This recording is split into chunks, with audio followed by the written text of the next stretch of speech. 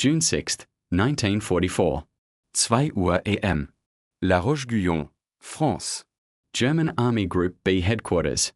Field Marshal von Rommel was not there. The man who had been entrusted with defending the Atlantic Wall against the Allied invasion that everyone knew was coming had gone home to Germany to celebrate his wife's birthday. He had left on June 5th, confident that the weather conditions in the English Channel made an Allied landing in the next several days impossible. The storms that had been battering the Normandy coast for days had convinced Rommel, and virtually every senior German commander in France, that the Allies would not move until conditions improved. By the time conditions improved, Rommel would be back. He was wrong about the weather. He was wrong about the timing. And the consequences of his absence on the morning of June 6, 1944 would reverberate through every decision the German command made in the critical hours when decisions still mattered. 60 miles away, across the English Channel, 156,000 American, British, and Canadian soldiers were crossing the water in the largest amphibious operation in human history. 5,000 ships, 11,000 aircraft, paratroopers who had jumped in the darkness before midnight, minesweepers clearing lanes through German mine barriers, battleships positioning themselves to deliver naval gunfire onto beach defenses. The entire apparatus of Allied military power, assembled over 4 years of war and 2 years of specific preparation, was in motion toward the Normandy coast. The Germans had known the invasion was coming. They had been expecting it for months. They had 58 divisions in France, over 500,000 soldiers, behind fortifications that Hitler had called impregnable. They had artillery, tanks, mines, obstacles, and the advantage of defenders who knew the terrain. They had the Atlantic Wall, the system of fortifications that German propaganda had told the German people and the world would make any Allied landing attempt a catastrophic failure. What the Germans did not have on the morning of June 6, 1944 was the one thing that all their fortifications and all their soldiers and all their careful preparation could not replace. They did not have their commanders. Rommel was in Germany. General Friedrich Dollmann, commanding the 7th Army that defended Normandy, was in Rennes preparing for a war game. Several of his division commanders were also at that war game or traveling to it.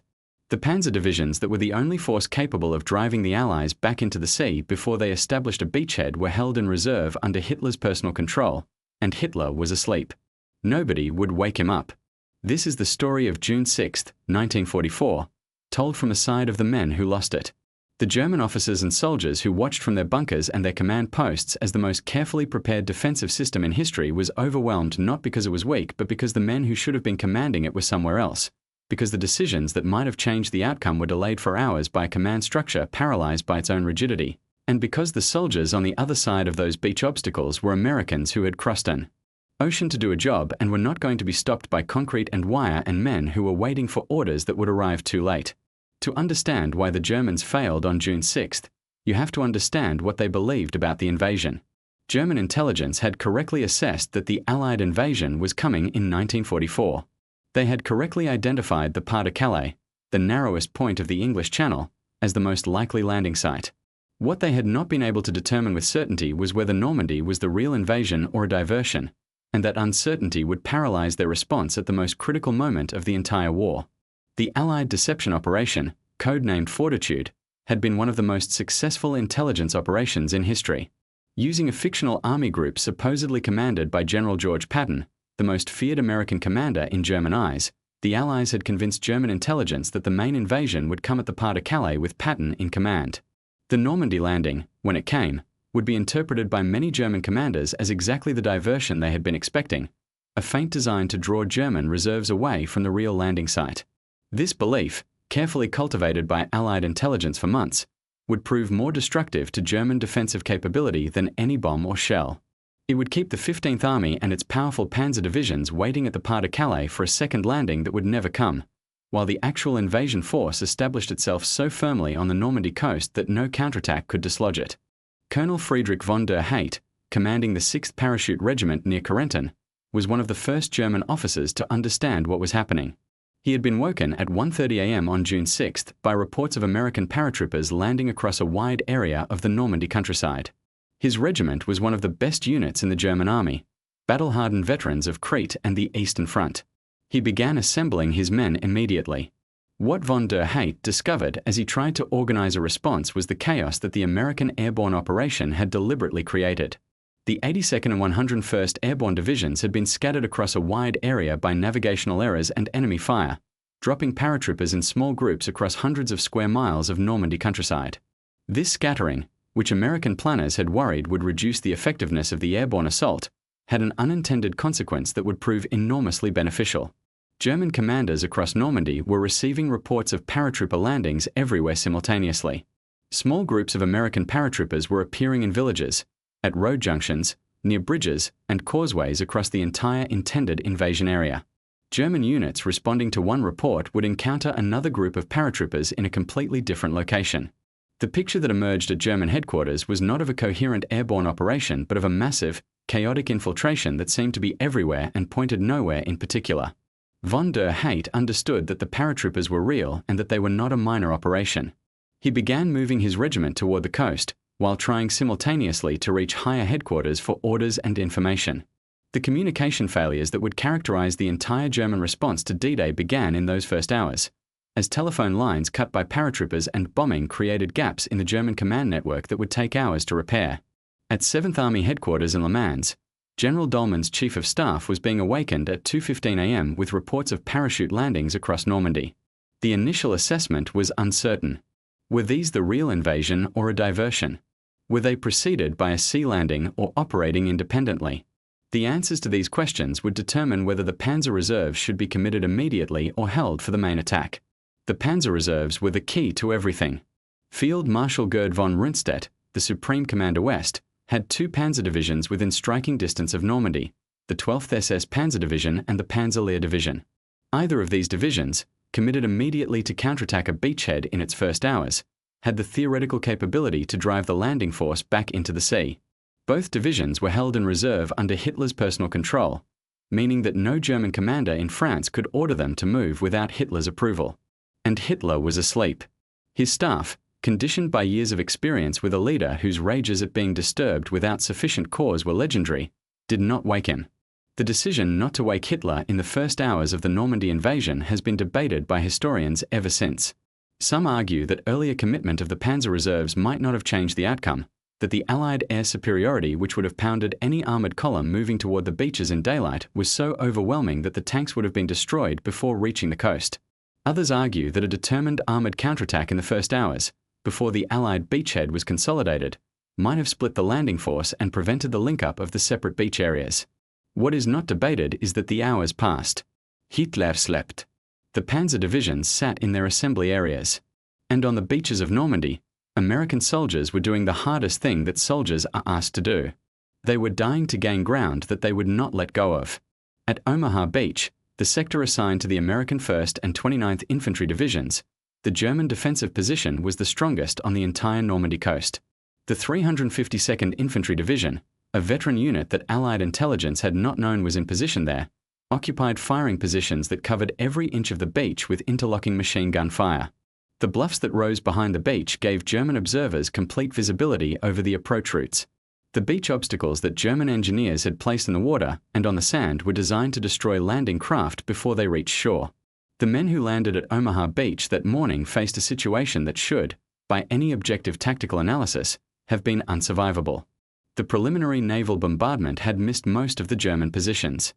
The DD tanks designed to provide armoured support for the infantry had been launched too far offshore in rough seas and most had sunk before reaching the beach. The smoke and dust that bombing was supposed to create to obscure the approach had been scattered by the wind. The men coming off the landing craft were exposed and largely unsupported. General Erich Kraiss, commanding the 352nd Infantry Division from his headquarters in St. Lo, received reports from his coastal positions throughout the morning that should have constituted the perfect defensive victory. American landing craft were being destroyed by beach obstacles. Men were being cut down by machine gun fire as they crossed the beach. Units were disorganized and pinned against the sea wall at the base of the bluffs. By mid-morning, Kraiss was confident enough in the situation at Omaha that he sent a radio message to 7th Army headquarters reporting that the landing at his sector had been repulsed. He was wrong. He was wrong because he did not understand what American soldiers do when they are pinned down and taking casualties and the situation appears hopeless. They find a way. At the sea wall at the base of the Omaha Bluffs, small groups of American soldiers were discovering the limits of what machine gun fire could do to men who were determined enough to keep moving. The German positions on the bluffs were strong and well-sighted, but they were not invulnerable, and men who had gotten off the beach and reached the base of the bluffs had gotten past the most exposed ground. Some of those men began moving up the bluffs in the draws and gullies that provided some cover from direct fire. They moved in small groups, sometimes as small as 2 or 3 men, because small groups could find cover that larger formations could not. They moved without orders from above because there were no orders from above, because their officers were dead or pinned down and the situation was too chaotic and too immediate for orders to flow through normal channels. Colonel George Taylor, commanding officer of the 1st Infantry Division's 16th Infantry Regiment, found his men pinned behind the sea wall and spoke the words that became the defining statement of Omaha Beach. 2 kinds of people are staying on this beach, Taylor said, the dead and those who are going to die. Now let's get the hell out of here. They got out of there. Small groups of Americans, leaderless or led by sergeants and junior officers and occasionally privates who happened to be in the right place and understood what needed to be done, worked their way up the bluffs of Omaha Beach and began attacking German positions from directions that the defenders had not prepared for. The strong points that had been impregnable from the front were vulnerable from the flank and the rear, and Americans who had climbed the bluffs were now behind them. By noon, the situation at Omaha that Kraiss had reported as a German success was collapsing. American soldiers were on the bluffs. The flanks of the German strongpoints were being rolled up. Units that had been isolated on the beach were moving inland. The beachhead that should have been destroyed in the first hours was expanding. At Hitler's headquarters, the Führer finally woke up at approximately 10 a.m. He was briefed on the Normandy landings, and his initial response revealed the degree to which the Allied deception operation had succeeded. Hitler believed the Normandy landing was the diversion and that the real invasion was still coming at the Pas-de-Calais. He refused to release the Panzer reserves to counterattack at Normandy. The divisions that might have changed the outcome remained where they were. The hours continued to pass. The window during which an armoured counterattack might have driven the Allies back into the sea narrowed with every hour that the beachhead expanded and consolidated. American engineers were clearing beach obstacles. More men and equipment were coming ashore. The naval gunfire that was supporting the troops on shore was directed with increasing accuracy against German positions that had been located during the morning's fighting. Field Marshal von Rundstedt, watching the situation develop from his headquarters at Saint-Germain-en-Laye outside Paris, understood what was happening with the clarity of a professional soldier who had been at war since 1939. He requested permission from Hitler's headquarters to release the Panzer reserves. His request was denied. Hitler still believed the Pas-de-Calais landing was coming. General Hans Speidel, Rommel's chief of staff at Army Group B headquarters, was doing what he could to coordinate the German response in the absence of his commander. The communications failures that had characterized the German command network since the early morning hours were partially repaired, but the picture that emerged from the reports coming in from the various sectors was contradictory and incomplete. Some sectors reported successful defensive actions. Others reported American penetrations that threatened to expand the beachhead. The overall situation was unclear in exactly the way that the Allied planners had designed it to be unclear. Rommel was informed of the landings at approximately 6 a.m. while at his home in Hellingen. He immediately began the drive back to his headquarters, a journey that would take most of the day over roads that Allied aircraft were now attacking. He arrived at La Rocheguyon that evening to find a situation that had deteriorated beyond what any German counteraction could now reverse. The Panzer divisions were finally released in the afternoon, hours after the window for an effective counterattack had closed. The 12th SS Panzer Division, moving toward the coast in daylight, was subjected to continuous Allied air attack that destroyed vehicles, disrupted formations, and forced the division to move in fragments rather than as a coherent strike force. The armoured counterattack that might have mattered at 6 a.m. was ineffective at 4 p.m. and impossible by evening. By midnight on June 6, 1944, approximately 156,000 Allied soldiers were ashore in Normandy. The beaches were secured.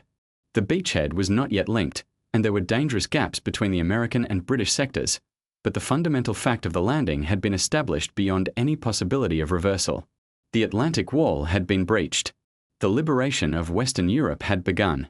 General Alfred Jodl, Hitler's chief of operations, had told skeptical German commanders in the spring of 1944 that the Atlantic Wall would hold because there was no force on Earth capable of establishing a beachhead against prepared German defenses. He was wrong about that. He was wrong because the force that came across the Channel on June 6 was American and British and Canadian soldiers who had been preparing for this specific day for years, who had been told what it would cost and had come anyway. and who had found on the beaches and the bluffs of Normandy the particular American quality of continuing to advance when the situation appeared to make advancement impossible. General Erich Marcks, commanding the 84th Corps in Normandy, was one of the most experienced and capable German commanders on the Western Front. He had one leg, lost on the Eastern Front, and he commanded from the front with the confidence of a man who had survived more difficult situations than the one he now faced. He was killed by Allied aircraft on June 12th while driving toward the front. Before he died, he told his staff something that captured the German experience of D-Day with uncomfortable accuracy. "We had the wall," he said. "We had the guns. We had the positions. We had everything we needed to stop them. What we did not have was the time to use what we had. They came through before we could respond. And once they were through the wall was useless." He was right.